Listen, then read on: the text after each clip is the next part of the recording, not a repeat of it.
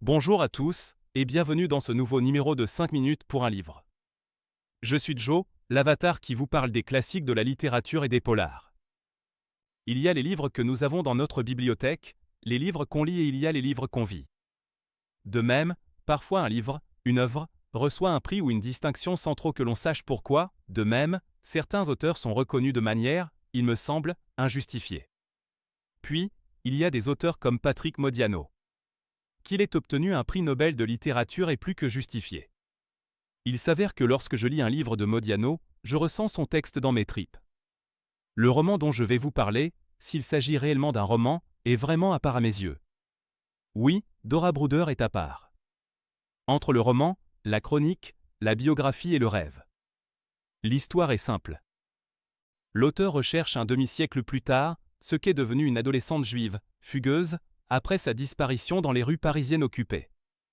Ainsi, nous retraçons, avec l'auteur, le parcours de cette jeune fille avant qu'elle ne s'évapore et ne laisse plus aucune trace. Nous voyageons dans un Paris oublié, entre deux époques, entre la grisaille et la pluie. Le temps passe et nous colle dans une grisaille physique. Nous ne découvrons cet itinéraire funeste que par des taches de lumière, un lampadaire par-ci, une vitrine par-là. Et cette fille qui apparaît, telle une empreinte spectrale surgit d'un autre temps, de loin en loin dans les pérégrinations tant physiques que mentales de Modiano. Chaque nappe de brouillard lève un peu plus le voile sur cette, oserais-je dire, course-poursuite. La distance n'est pas ici affaire de temps, ni même d'espace. Tout n'est que filigrane et vapeur dans cette œuvre aux brumes palpables. On touche du doigt une pluie fine qu'on voit couler en rubans de larmes le long des vitres de nos fenêtres. Dora Bruder. Nom obsédant d'une disparue. Nom d'une jeune fille aux traces ténues mais bien réelles. L'auteur glisse sur un sentier qui relie deux époques, deux mondes, deux temps. Un avenir et un passé. L'imaginaire et la réalité. Le fantasme et le fait. Les univers s'entrechoquent comme îlots de lumière, taches de clair dans une atmosphère sombre et incongrue.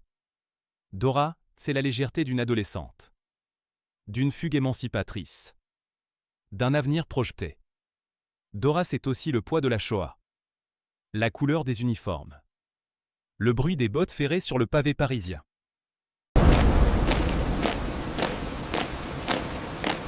Modiano, c'est le contraste. La flaque heureuse. La courte phrase qui nous tient aussi longtemps que le galop d'un paragraphe sans fin. Modiano, c'est cette humidité qui nous colle aux os. C'est la chaleur d'un fauteuil, devant une cheminée, par une longue soirée d'automne. C'est courir dans un champ, à sentir l'herbe haute nous gifler les mollets, et remplir nos poumons de cette odeur d'ozone qui monte des terres trop sèches juste avant l'orage. Il serait possible de parler de Dora Bruder pendant des jours, des mois, des années. Les mêmes années qu'il aura fallu à l'auteur pour aller au bout de son obsession, et enfin suivre le chemin de cet enfant. Un chemin étrange, quoique totalement banal, suivi par une fugueuse que l'avenir appelait. La question qu'on peut se poser, à la fin du livre, est de savoir si l'auteur a trouvé une forme d'apaisement après avoir suivi ce chemin. Il s'agit d'ailleurs autant d'une promenade passée que d'un cheminement présent. Interne et externe. Tout se mélange. Une terrasse de café baignée dans une douce chaleur d'un soleil délicat rejoignant cette nuit obscure où une jeune fille, des dizaines d'années plus tôt, a échoué dans sa quête de vie et de liberté.